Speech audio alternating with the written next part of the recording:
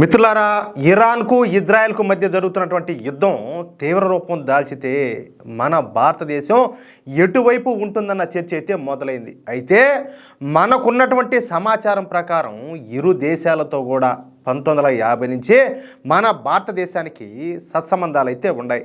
ఎగుమతులు దిగుమతులు ఇవి చాలా కీలకం.